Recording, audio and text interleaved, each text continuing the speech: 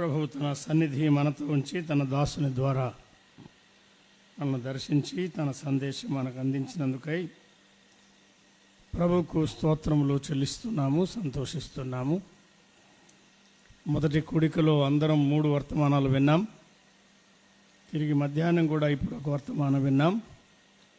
మరొక చిన్న వర్తమానం విన్న తర్వాత సహోదరులకు కూడికను అప్పగిస్తారు. సహోదరులకి రోజంతా ఒకే కూడిక కనుక మరి వారికి ఎక్కువ సమయం ఇవ్వడం మంచిది. పెద్దలు చేసిన ఏర్పాటును బట్టి నేను నిలబడ్డాను, లేకపోతే డైరెక్ట్గా సిస్టర్స్కి చేస్తే బాగుండేది. యోబేలు ప్రవచన గ్రంథంలో నుండి మొదటి 5 వచనాలు చదువుకుందాం.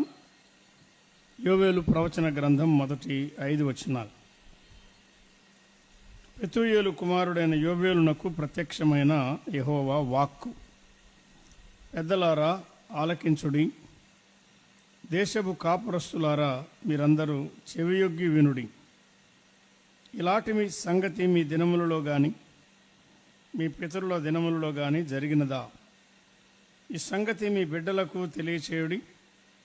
వారు తమ బిడ్డలకును ఆ బిడ్డలు రాబో తరం వారికి తెలియచేయరు. గొంగళి పురుగులు విడిచిన దానిని మిడతలు తినివేసి ఉన్నవి, మిడతలు విడిచిన దానిని పసరు పురుగులు తినివేసి ఉన్నవి, పసరు పురుగులు విడిచిన దానిని చీడ పురుగులు తినివేసి ఉన్నవి. మత్తులారా మేలుకొని కన్నీరు విడువుడి, ద్రాక్షరస పానము చేయవారులారా రోదనము చేయుడి. క్రొత్త ద్రాక్షరసం మీ నోటికి రాకుండా నాశమాయం. 11వ వచనం కూడా చదువుదాం. భూమి మీది పైరు చెడిపోయెను, గోధుమ కర్రలను యవల కర్రలను చూచి సేద్యగాండ్లారా సిగ్గునొందుడి. ద్రాక్ష తోట కాపరులారా రోదనము చేయుడి. ద్రాక్ష చెట్లు చెడిపోయెను, అంజూరపు చెట్లు వాడిపోయెను, దానిమ్మ చెట్లును ఈత చెట్లును జల్దరు చెట్లును తోట చెట్లు అన్నీ వాడిపోయినాయి. నరులకు సంతోషము ఏమీ లేకపోయాను. 13వ వచనం. యాజకులారా గోనె పట్ట కట్టుకొని అంగలార్చుడి, బలిపీఠం వద్ద పరిచర్య చేయవారులారా రోదనము చేయుడి. నా దేవుని పరిచారకులారా గోనె పట్ట వేసుకొని రాత్రి అంతయు గడుపుడి. నైవేద్యమును పానార్పణమును మీ దేవుని మందిరమునకు రాకుండా నిలిచిపోయాను. చివరిగా 19వ వచనం. అగ్ని చేత అరణ్యములోని మేత స్థలములు కాలిపోయినవి, మంట తోట చెట్లన్నిటినీ కాల్చివేశాను. యెహోవా నీకే నేను మొర్రపెట్టుచున్నాను. చదువుబడిన ఈ కొద్ది వచనాలు, చదవని వచనాలు కూడా మొదటి అధ్యాయంలో నుండి సాయంకాలం ప్రభువు సన్నిధిలో చేరవచ్చిన మన ఒక్కొక్కరి ఆత్మల క్షేమార్థమై ప్రభువే దీవించి మనతో మాట్లాడునుగాక. ప్రభునందున్న ప్రియమైన సహోదరి సహోదరులారా, ఆత్మ సంబంధమైన వ్యవసాయం అనే విషయం దైవ గ్రంథములో ఎవరెవరి దినాల్లో జరిగినట్టుగా చెప్పబడిందో ఉదయకాలం మనం జ్ఞాపకం చేసుకున్నాం. ఇస్సాకు దినాల్లో జరిగిన వ్యవసాయం, దానికి ముందు అబ్రహాము దినాల్లో కూడా జరిగింది. బావులు త్రవ్వి జలలు కనుగని వారు ఫలము పొందినట్టుగా, అభివృద్ధి పొందినట్టుగా పరిశుద్ధాత్మ వారిని గురించి రాశాడు. గుడారవాసులుగా ఉండి విశ్వాస యాత్రలో ఎన్నో అనుభవాలు మనకు వారు అందించి వెళ్ళిపోయారు. న్యాయాధిపతుల దినాల్లో కూడా ఒత్నియేలు అక్సా దినాల్లో సాగిన వ్యవసాయం, మిద్యానీయులకు వేరుగా గిద్యోను పంట పండించిన సందర్భం మనం జ్ఞాపకం చేసుకున్నాం. బెత్లెహేం వాడైన బోయజు దినాల్లో సాగినటువంటి చక్కని వ్యవసాయం, దాని ద్వారా కలిగిన గొప్ప మేలు రూతు చిన్న గ్రంథములో ప్రభువు మనకు వివరించాడు. అలాగే వ్యవసాయదారుడు ఎలీషా దినాల్లో సాగిన 12 అరకల వ్యవసాయం, ఆమోసును గురించి కూడా మనం జ్ఞాపకం చేసుకున్నాం. క్రొత్త నిబంధన కాలంలో మన ప్రభు నేనే నిజమైన ద్రాక్షవల్లిని, నా తండ్రి వ్యవసాయకుడు అని చెప్పి ఆత్మ సంబంధమైన వ్యవసాయం, ద్రాక్ష తోట, ద్రాక్షవల్లి, తీగలు, ఒకరిలో ఒకరు నిలిచి ఉండుట, ఫలించుట మొదలైన సత్యాలు ఆయన అందించి వెళ్ళాడు. దేవుని వ్యవసాయాన్ని గురించి ఇప్పుడే మనం విన్నాము. పౌలు, చిన్నవాడైన తిమోతి కూడా జతపనివాడుగా ఎంచబడ్డాడు.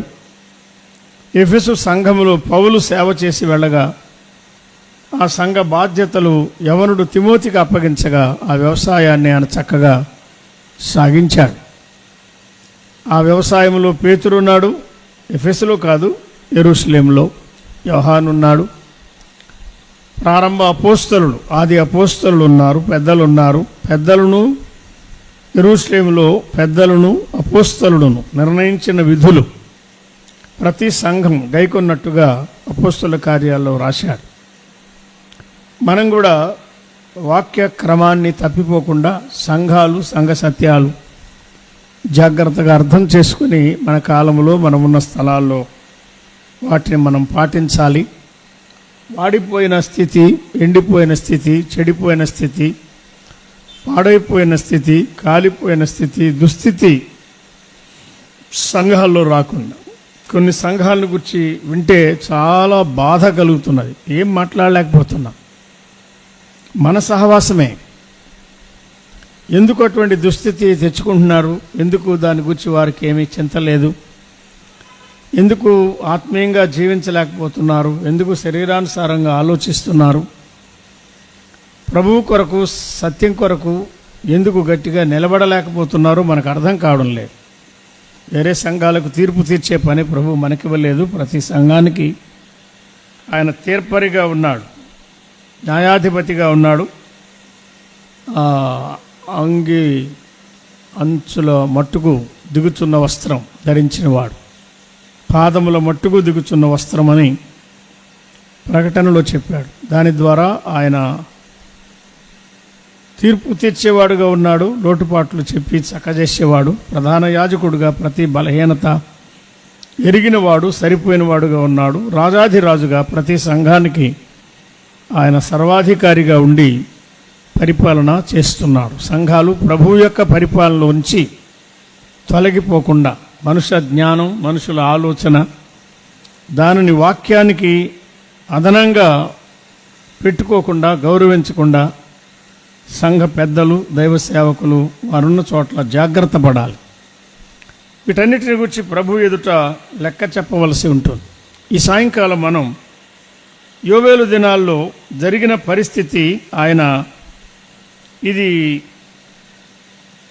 మరుగు కావలసిన సంగతి కాదు, తప్పక తెలిసి కొనవలసిన విషయం, తెలియజేయవలసిన విషయం అన్నాడు. కనీసం 4-5 తరాల వారికి దీన్ని తెలియచేయాలి అన్నాడు. ఎవరెవరిని ఉద్దేశించి ఆయన మాట్లాడుతున్నాడో, ఇంగ్లీష్లో అడ్రస్సింగ్ అంటారు, ఎవరిని సంబోధించాడో మనం గమనిస్తే 4 మాటలు తేటగా ఉన్నాయి. పెద్దలారా అని 2వ వచనంలో చెప్పాడు. దేశపు కాపురస్తులారా అని 2వ వచనంలో చెప్పాడు. పెద్దలు వేరు, కాపురస్తులు వేరు. దేశంలో ఉన్న కాపురస్తులందరినీ కలిపి దేశపు కాపురస్తులారా అని ఆయన పిలుస్తున్నాడు. మీరు జాగ్రత్తగా వినండి, చెవియొగ్గి వినండి, శ్రద్ధగా వినండి, లక్ష్యం ఉంచండి, అజాగ్రత్తగా ఉండకండి. దీనిని పట్టించుకోవాలి, మనసుకు బాగా పట్టించుకోవాలి, అర్థం చేసుకొని, జీర్ణం చేసుకొని ఆ వెలుగులో మీరు స్పందించాలి. నీవు నేను ఏం చేయాలో మన కాలంలో అది చేయాలి అని యోవేలు చాలా నేరుగా మాట్లాడుతున్నాడు. జబర్దస్త్ గారు మాట్లాడుతుంటే నేను ప్రభువును స్తుతిస్తూ సంతోషిస్తూ ఉన్నాను. చేసుకున్నావుగా అనుభవించు, చేసుకున్నావుగా అనుభవించని చాలా స్ట్రైట్గా, డైరెక్ట్గా మాట్లాడుతున్నా. సంఘాల్లో అలా మాట్లాడేవారే కావాలి. మనుషుల్ని మెచ్చుకొని ఏ రోడ్డు దగ్గర ఆ పాట పాడేవాళ్ళు మనకెందుకు, ప్రయోజనం లేదని. సేవకులు, పెద్దలు కొన్ని చోట్ల మనుషులకు దాసులైపోతున్నారు. It's a deplorable situation, condition. చాలా విచారకరమైన దయనీయమైన పరిస్థితి అది. ప్రభువా మమ్మల్ని కడుగు, మమ్మల్ని క్షమించు అని ప్రభు సన్నిధిలో మనం ప్రార్థన చేయాలి. 5వ వచనంలో మత్తులారా అని సంబోధించాడు. 11వ వచనంలో సేద్యగాండ్లారా అని సంబోధిస్తున్నాడు. అదే 11వ వచనం 2వ భాగంలో తోట కాపరులారా, ద్రాక్ష తోట కాపరులారా అన్నాడు. 13వ వచనంలో యాజకులారా అని సంబోధించాడు. 13వ వచనం మధ్యలో పరిచారకులారా, నా దేవుని పరిచారకులారా అన్నాడు. కొంచెం జాగ్రత్తగా గమనిస్తే పెద్దలారా అని ప్రారంభించాడు, అది ఒక తరగతి ప్రజలు. దేశపు కాపురస్తులారా అన్నాడు, అది మరొక తరగతి ప్రజలు 2. మత్తులారా అన్నాడు, మత్తులో ఉన్నవారు ఎవరే కానీ మెలకువ లేనివారు. రకరకాల మత్తులు ఉన్నాయి. ఆ మత్తులను ఉద్దేశించి మత్తులారా మేల్కొనుడి, డ్రంకర్డ్స్ మీరు మేల్కోండి అని చెప్తున్నాడు. తర్వాత 11వ వచనంలో సేద్యగాండ్లారా అన్నాడు, వ్యవసాయదారులను కలిపి చెప్పాడు ఆ మాట. ఉదయం మనం విన్నాం కదా, అట్లే బైబిల్లో చాలా స్థలాల్లో మామూలు వ్యవసాయం చెప్తాడు, అందులో ఆత్మ సంబంధమైన వ్యవసాయం ఆయన ఉద్దేశించాడు. అది కాక తోట కాపరులారా, ద్రాక్ష తోట. పాత నిబంధనలో ద్రాక్ష తోటలు ఎన్నో ఉన్నాయి, కానీ క్రొత్త నిబంధనలో సంఘము ఒక ద్రాక్ష తోటగా పోల్చబడింది. ద్రాక్ష తోట లేక మందగా పోల్చబడింది. ఆ తోట కాపరులారా అంటున్నాడు, సంఘ పెద్దలను ఉద్దేశించి ఆయన చెప్తున్నాడు. తర్వాత యాజకులారా అని 13లో అదే వచనం వాళ్ళ మధ్యలో పరిచారకులారా అన్నాడు. అక్కడికి 6 తరగతుల ప్రజలను ఉద్దేశించి చెప్పాడు. మీరు ఆలకించండి, మీరు చెవియొగ్గండి, మీరు మేల్కోండి, మీరు రోదనం చేయండి, మీరు ప్రార్థన చేయండి, మీరు మందిరంలో గడపండి, మీరు గోనెపెట్ట కట్టుకోండి, మీరు అంగలార్చండి, మీరు రోదన చేయండి అని ఒక్కొక్క తరగతి ప్రజలను ఉద్దేశించి ఈ యోవేలు డైరెక్ట్గా నేరుగా మాట్లాడుతున్నాడు. ఇందులో మలుపులు తిప్పింది ఏమి లేదు. సాఫ్ట్గా వారికి అనుకూలంగా మాట్లాడిన మాటలు ఏమి లేవు. ఇక్కడ నేరుగా తేటగా వారికి అవసరమైన వర్తమానాన్ని యోవేలు అందించాడు. ఈ 6 తరగతుల వారు కాక, వింటున్నారు కదా, చివరిగా 19వ వచనం 20వ వచనం కలిపి నీకే నేను మొర్ర పెట్టుచున్నాను అన్నాడు. 19వ వచనం నీకే నేను అంటే ఎవరు?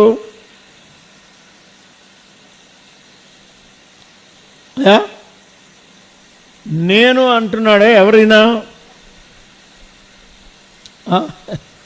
విశ్రాంతి తీసుకుంటున్నారా? కాసేపు అయితే విశ్రాంతి, ఇంకా మనకి సాయంకాలం మీటింగ్ వరకు విశ్రాంతి. నేను అంటే యోవేలు ప్రవక్త. అంటే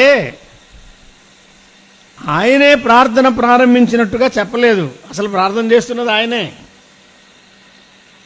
ఆలోచించారా? ముర్ర పెడుతున్నవాడు యోవేలు ప్రవక్త. ఇతరులను మేల్కొల్పి తాను ప్రార్థన చేయకుండా ఉన్నాడా? కాదు కాదు కాదు. కొన్నిసార్లు కొన్ని సంఘాల్లో మనం అలా ఉంటాం. ప్రార్థన చేయండి అంటే వీళ్ళని ప్రార్థనకు అప్పగించి మనం ఏదో వేరే పని మీద వెళ్ళిపోతాం. ప్రార్థన చేయం. ప్రార్థన అనేది మన జీవితంలో తప్పనిసరిగా ఒక అభ్యాసంగా ఉండాలి. కొంతమంది క్రమంగా చేస్తారు, సమయానికి చేస్తారు, ఇంతసేపు అని చేస్తారు. కొంతమంది ఎంతసేపు ప్రార్థన చేశారో తెలీదు, కానీ వారు ప్రార్థన చేస్తారు. వారు ప్రార్థన చేయలేదని మనం అనుకుంటాం. మోకరించి చేస్తేనే ప్రార్థన అనుకుంటాం మనం. లేక కొంతమంది ఇప్పుడు ప్రార్థన చేసినా వినబడేట్టుగా చేస్తారు, అలా చేస్తేనే ప్రార్థన చేస్తున్నారు అనుకుంటాం. అట్లా కాదు. ప్రభువు వింటాడు, ఆయన చూస్తున్నాడు, ఆయన ఎరిగినవాడు, ఆయన వింటాడు అని ఆయనకే ప్రార్థన చేసేవారు ప్రార్థన చేస్తూనే ఉంటారు. ప్రార్థన చేయకుండా మనం సేవ ఎలా చేయగలం? ప్రార్థన చేయకుండా ఆయన వాక్యం మనకు ఎలా వస్తుంది? ప్రార్థన చేయకుండా ఇతరులకు మనం చెప్పడానికి మనకి ఏది ఉండదు. మామూలుగా మన మనసాక్షి అసలు సమ్మతించదు, అంగీకరించదు కదా. యోవేలు ప్రార్థనాపరుడుగా ఉండి ప్రార్థన చేస్తున్నాడు. హి was a man of prayer. పేరుకు కాదు, ఘనత కొరకు కాదు, భారంతో వేదనతో ఆయన ప్రార్థన చేస్తున్నాడు. కాలిపోయిన స్థితి మారిపోవాలి, ఎండిపోయిన స్థితి మారిపోవాలి, వాడిపోయిన స్థితి మారిపోవాలి, పురుగుపట్టిన స్థితి మారిపోవాలి, పంట లేని స్థితి మారిపోవాలి. ఇది కోతకు సమయం, ఇది పూతకు సమయం, ఇది చిగురుకు సమయం, ఇది పంటకు సమయం. కట్టండి శరణాలు. మన జీవితాల్లో, మన సంఘాల్లో, మన సహవాసములో, మన కుటుంబాల్లో, మన వ్యక్తిగత జీవితాల్లో ఇది పూతకు సమయం, ఇది పంటకు సమయం.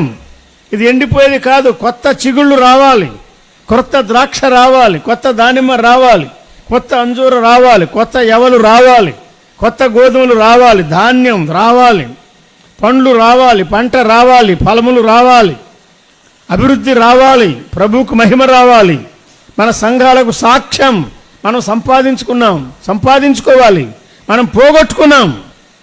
ఎక్కడెక్కడ మనం సాక్ష్యం పోగొట్టుకున్నామో అక్కడ సాక్ష్యాన్ని మొదట మనం సంపాదించుకోవాలి.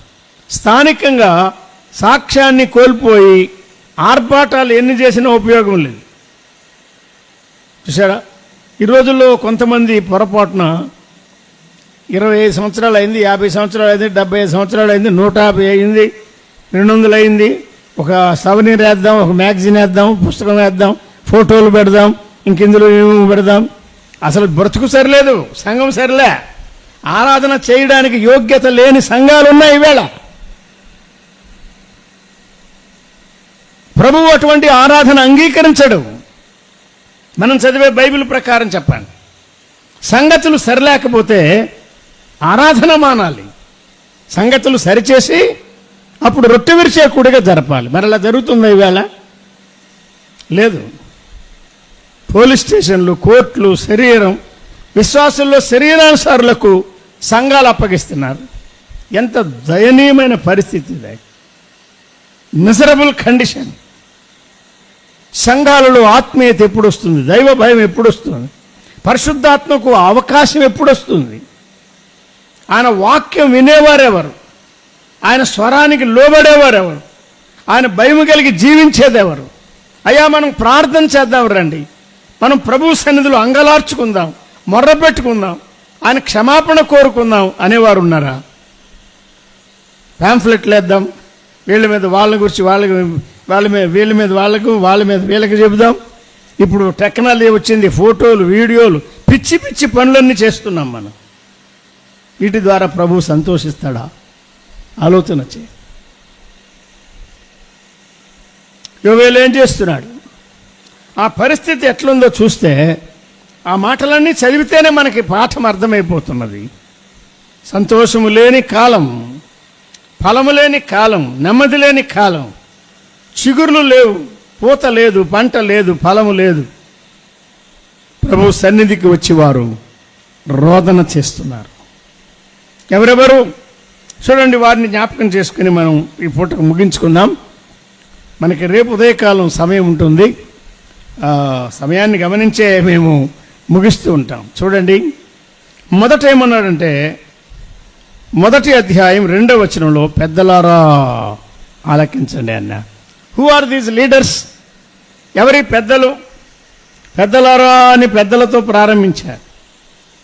ఒక సంఘములో పెద్దలు ముఖ్యమైన వారు కదా. సంఘానికి 2 రకాల పెద్దలు ఉంటారు. ఒకటి స్థానిక సంఘ పెద్దలు ఉంటారు, స్థానిక సంఘ పెద్దలు ఉంటారు. రెండవది, వారి జీవితాన్ని బట్టి, వారి వాక్య అనుభవాన్ని బట్టి, వారి సేవను బట్టి పెద్దలుగా గుర్తించబడిన వారు ఉంటారు. వారు స్థానిక సంఘ పెద్దలు కాదు, కానీ పెద్దవారు అని దేవుని వాక్యంలో చెప్తున్నాడు. హెబ్రీ పత్రికలో 13వ అధ్యాయంలో చూడండి, హెబ్రీ పత్రిక 13వ అధ్యాయం 17వ వచనం స్థానిక సంఘ పెద్దలను గురించి చెప్పాడు. చదవండి. మీ పైన నాయకులుగా ఉన్నవారు, మీరు మామూలుగా ఉన్నారు, మీ పైన ఉన్నారు నాయకులు, 2 కానీ 3 కానీ 4 కానీ ఆత్మీయులైన పెద్దలు. వారిని వారే చేసుకున్నవారు కాదు, లేక వీరిని చేస్తారా చేయరా అని ఎవరో చెప్తే చేసేది, ఇటువంటిది కాదు. అసలు అటువంటి వారు పెద్దలే కాదు. పెద్దలుగా ఉండాలని కోరుకునేవారు పెద్దలు కాదు. దేవుని పరిశుద్ధాత్మ సంఘానికి ఎవరిని లేపితే వారు యోగ్యులు, వారు పెద్దలు, వారు ఆత్మీయులైన పెద్ద. వారి ద్వారా సంఘానికి చిక్కులు రావు, అల్లరి జరగదు. అది గుర్తుపెట్టుకోవాలి. పెద్దల ద్వారా అల్లరి జరుగుతుందంటే అర్థం ఏంటంటే మోస్ట్ అన్ఫిట్, డిస్క్వాలిఫైడ్, కొలతలకు సరిపోని వారు, నమ్మకత్వం లేనివారు, నాణ్యత లేనివారు, వారు తగనివారు అని మనకు అర్థమైపోతుందండి. కార్నాలిటీ, శరీరతత్వం. మీ పైన నాయకులుగా ఉన్నవారు ఎవరికి లెక్క చెప్పాలి? పైన ప్రభువుకు లెక్క చెప్పాలి కదా. లెక్క ఒప్ప చెప్పవలసిన వారి వలె మీ ఆత్మలను కాయుచున్న, కనుక సంఘములో ఉన్న ఆత్మలను కాయుచున్న నాయకులు వీరు లోకల్ లీడర్స్. వారినే సంఘ కాపరులు అంటారు, అధ్యక్షులు అంటారు, పెద్దలు అంటారు, పై విచారణ కర్తలు అంటారు. వారు జవాబుదారులుగా ఉండి ఆత్మీయులుగా సంఘాన్ని ఎంతో జాగ్రత్తగా పెంచవలసిన వారు. రెండవ తరగతి వారు 7వ వచనంలో చెప్పాడు చూడండి. వీరు సంఘ పెద్దలు అనేది లేదు అక్కడ. చదవండి 7వ వచనం. దేవుని వాక్యము బోధించి, ఫాక్స్ గారు, అగ్రిప్ప గారు ఎన్నో స్థలాలకు వెళ్ళి వాక్యం బోధించారు కదా. ఆ సంఘాలన్నిటికీ వారు పెద్దలు కాదు, కానీ నాయకులు వారు కదా. ప్రారంభించారు, నాయకులుగా ఉండి మాదిరి చూపించారు. వారి ప్రవర్తన మాదిరి, ప్రార్థన మాదిరి, దీనత్వం మాదిరి, వారి ఓర్పు మాదిరి, వారి క్షమ మాదిరి, వారి ప్రేమ, వారి పరిచర్య, ఇవన్నీ మాదిరి, వారి సామాన్యత మనకు మాదిరి. అడుగుజాడలు విడిచిపెట్టి వెళ్ళారు. ఇటువంటి లీడర్స్ ప్రభుదాస్ గారు, ఎస్ ఆనందం గారు నాయకులుగా గొప్ప మాదిరి చూపించి వెళ్ళారు కదా. వారు ఒక్క సంఘానికే కాదు, సంఘ పెద్దలు కాదు, కానీ ప్రాంతం అంతటిలో, రాష్ట్రం అంతటిలో పెద్దలుగా గుర్తించబడిన వారు. వారి జీవితాన్ని బట్టి, వారి వాక్య పరిచర్యను బట్టి, వారి సేవను బట్టి, వారి ప్రయాసను బట్టి ఈ 2 రకాల నాయకులను మనం గుర్తించాలి. యోవేలు ఏమంటాడంటే, పెద్దలారా ఆలకించండి అన్నాడు. ఇటువంటి పరిస్థితి మీరు జాగ్రత్తగా గమనించి, మీ దినాల్లో ఉందా, మీ పితరుల దినాల్లో ఉందా, మీరు దాన్ని గమనించి తెలియచేయండి. మీ బిడ్డలకు చెప్పండి. తర్వాత వారి బిడ్డలకు, వారి బిడ్డలకు, రాగల తరాల్లో పుట్టే బిడ్డలకు వారు తెలియచేస్తారు. ఈ రీతిగా దేవుని ప్రజల మధ్య జరగవలసిన కార్యం జరుగుతుంది, కనబడవలసిన అభివృద్ధి కనబడుతుంది, ప్రభువుకు మహిమ కలుగుతుంది అనే వర్తమానాన్ని యోవేలు అందిస్తున్నాడు. రెండవది, దేశపు కాపురస్తులారా మీరందరూ చెవియొగ్గి వినండి అని. కాపురస్తులు అంటే ఎవరు? వారు పెద్దలంటే పెద్దలు మాత్రమే, అవునా? పెద్దలు అనే కూడికలో యవనస్తులు కాదు. పెద్దలంటే పెద్దలు కాని వారు రావడం కాదని. పెద్దల కూడికలో పెద్దలు కాని వారు వస్తూ ఉన్నారు కొన్ని చోట్ల. వాళ్ళ ద్వారా అల్లర్లు జరుగుతున్నాయి. an oversight meeting is exclusively meant for leaders. నాయకులు, ఎల్డర్స్, పెద్దలు, సేవకులు, ఉపదేశకులు ఉండొచ్చు. ఆ స్థానిక సంఘములో బాధ్యత కలిగి ఆత్మీయంగా సంఘమంతటి కొరకు ప్రయాసపడేవారు. వారు మాత్రమే చేరి ప్రార్థన చేయడం, ఆలోచన చేయడం, ప్రభువు నడిపించినట్టుగా సంఘాన్ని 2 తరగతుల వారిని గురించి చెప్పాడు. పెద్దలారా అని వారిని ఉద్దేశించాడు. తర్వాత కాపురస్తులారా అనే మాటలో పెండి కుమారుడు రావాలన్నాడు, పెండి కుమార్తె రావాలన్నాడు, చిన్నవారు రావాలన్నాడు, పెద్దలను పిలవమన్నాడు, జనులను సమకూర్చుడి, సమాజ కూటం ప్రతిష్ఠించుడి, స్తన్యపానము చేయవారిని కూడా పిలవమన్నాడు. పెండి కుమారుడు నో ఎక్సెప్షన్, మినహాయింపు లేదు. పెండి కుమార్తె కూడా రావాలన్నాడు. అందరూ ఆల్ సిటిజన్స్, దేశపు కాపురస్తులు. ఈ సంగతి అందరికీ అవసరమైన సంగతి, అందరికీ పట్టవలసిన సంగతి. ఈ సంగతికి మనం కరిగిపోవాలి. ప్రభు సన్నిధికి వచ్చి ఆయన కనికరాన్ని మనం కోరుకోవాలి. తర్వాత 5వ వచనంలో చెప్తున్నాడు ఏమంటే, పెద్దలు అని కాదు, కాపురస్తులని కాదు, కానీ మత్తులో ఉన్న వారిని ఉద్దేశించాడు. ఈ డ్రంకర్డ్స్, మత్తులో ఉన్న వారులారా మీరు మేల్కోండి అన్న. మన దేహానికి అవసరం నిద్ర, విశ్రాంతి అవసరమే, కానీ నిద్ర వేరు, మత్తు వేరు. మత్తులో ఉన్న వారులారా అన్నాడు. ఆహారం ద్వారా మత్తు వస్తుంది, నిద్ర, ధనార్జన ద్వారా మత్తు వస్తుంది. శరీరానికి అనేక రకాలుగా మత్తు వచ్చే ప్రమాదాలు ఉన్నాయి. మెలకువగా ఉండవలసిన సమయంలో మనం నిద్రపోతే దేవుని వాక్యం దాన్ని ఖండిస్తున్నది. కనుక మత్తులో నుండి మేల్కోమని చెప్పాడు. లూకాసు వార్త 21:46 ఒక విషయం చెప్పాడు. మార్కు సువార్త 13:33 చెప్పాడు, మెలకువగా ఉండండి, మెలకువగా ఉండండి, మెలకువగా ఉండండి. పని విషయమై, ప్రార్థన విషయమై, ప్రభు రాక విషయమై రకరకాలుగా చెప్పాడు. రాబోయే అపాయం మీ మీదికి రాకుండా జాగ్రత్తగా మత్తులారా మేల్కోండి, ప్రభు రాబోతున్నాడు. కనుక ఉన్న సమయాన్ని జాగ్రత్తగా ఉపయోగించమని ఆయన హెచ్చరిక చేస్తున్నాడు. రోమా 13:13 కూడా అన్నాడు, రాత్రి చాలా గడిచి పగలు సమీపంగా ఉన్నది గనుక మత్తైనను కామ విలాసములైన పోకిరి శాస్త్రులైన లేక ఆత్మ సంబంధులుగా మీరు జీవించి హెచ్చరిక కలిగి ఉండండి, మెలకువ కలిగి ఉండండి అని ఆయన మనల్ని హెచ్చరిస్తున్నాడు. పెద్దలారా ఆలకించండి, కాపురస్తులారా చెవియొగ్గి వినండి, మత్తులారా మేలుకొని కన్నీరు విడవండి, రోదన చేయండి. ఈ దయనీయమైన పరిస్థితిని మీరు గుర్తించి ప్రభు పాదాలు పట్టుకోండి అన్నాడు. ఆ తర్వాత మనం 11వ వచనంలో సేద్యగాండ్లారా అనే మాట చదివాం కదా. గోధుమ కర్రలు చూడండి, ఎవల కర్రలు చూడండి అన్నాడు. ఎవలు తర్వాత గోధుమలు, ఎవల కర్రలు గోధుమల కర్రలు చూడండి, సిగ్గునందండి. మీరు సేద్యగాండ్లారా పంట లేదు, సిగ్గు పొందండి, మీరు పాఠం నేర్చుకోండి, దీన్ని బట్టి గుణపాఠం నేర్చుకోండి, ప్రభు పాదాలు పట్టుకొని ఆయన ఆశ్రయించమని తోట కాపరులారా అంటున్నాడు. సంఘాల్లో ఉన్న కాపరులు, కొన్ని సంఘాలు ఆత్మీయంగా కాపాడబడుతున్నవి, ప్రభుకు స్తోత్రం. కొన్ని సంఘాల్లో ప్రభు యొక్క శిరసత్వం లేకుండా, వాక్యానికి అధికారం లేకుండా పోవడం చాలా విచారకరం. లోకానికి, లోక జ్ఞానానికి, మనుష్య జ్ఞానానికి పెద్దపీట వేయడం సంఘానికి నష్టం. మనుషుల అభిప్రాయాలు కాదు, దేవుని ఆత్మ ద్వారా వ్రాయబడిన కట్టడలకే మనం లోబడాలి. కనుక తోట కాపరులు సంఘ కాపరులను ఉద్దేశించి చెప్పాడు.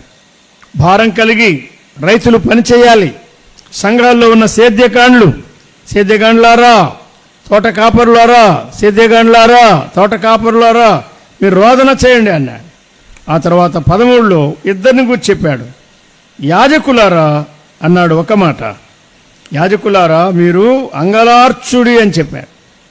బలిపీఠం దగ్గర మీరు పరిచర్య చేస్తున్నారు, అదనపు ఆధిక్యత ప్రభు మీకు ఇచ్చాడు, మీరు గోనె పట్ట కట్టుకొని అంగలార్చండి, రోదన చేయండి. మిగతా వారికన్నా ఇంకా కొంచెం తీవ్రంగా చెప్పాడు. మీరు యాజకులుగా ఉన్నారు కదా, you have priestly ministry responsibility, అదనపు బాధ్యతలు మీకు ఉన్నాయి. కనుక మిగతా వారికన్నా ఎక్కువగా ప్రభు సన్నిధిలో మీరు గోనె పట్ట కట్టుకొని అంగలాత్వస్త్రం ధరించుకొని మిమ్మల్ని మీరు తగ్గించుకొని ప్రభు కనికరం పొందినట్లుగా మీరు రోదన చేయండి, ప్రార్థన చేయండి, ప్రభు దగ్గర మీరు కనిపెట్టండి, ప్రభు మీకు జవాబిస్తాడు, పంట మీకు అనుగ్రహిస్తాడు. ఎందుకు ఇవ్వడు మీరే చూస్తారు అని ఆయన తేటగా చెప్తున్నాడు. పరిచారకులారా అని కింద రాశాడు చూడండి.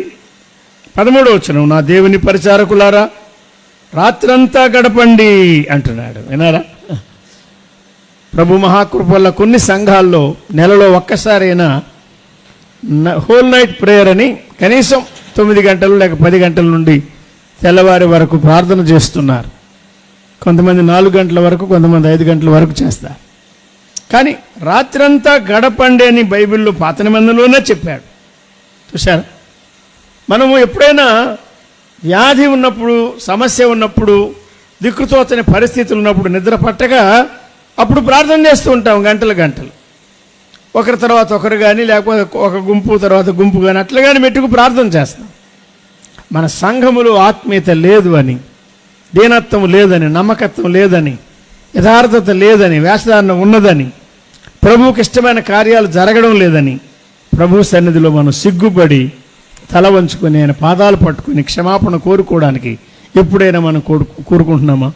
మన తప్పులు ఒప్పుకుందాం, మన పాపాలు ఒప్పుకుందాం, ప్రభు పాదాలు పట్టుకుందాం, ప్రభు వాళ్ళని దర్శించాలి, ప్రభు వాళ్ళని కనికరించాలి. ఈ రాత్రి ప్రభు సన్నిధిలో మన స్థానిక సంఘమే ప్రత్యేకంగా మనం కూడి వస్తాం. ఎప్పుడైనా వచ్చిన సందర్భాలు ఉన్నాయా? భోజనాలు కూడుకుంటున్నాం, భోజనం చేయడం తప్పు కాదు, కానీ వాటికంటే ముఖ్యమైనది సంగతులు సరిలేని సమయాల్లో ప్రభు క్షమాపణ కోరుకోవడం.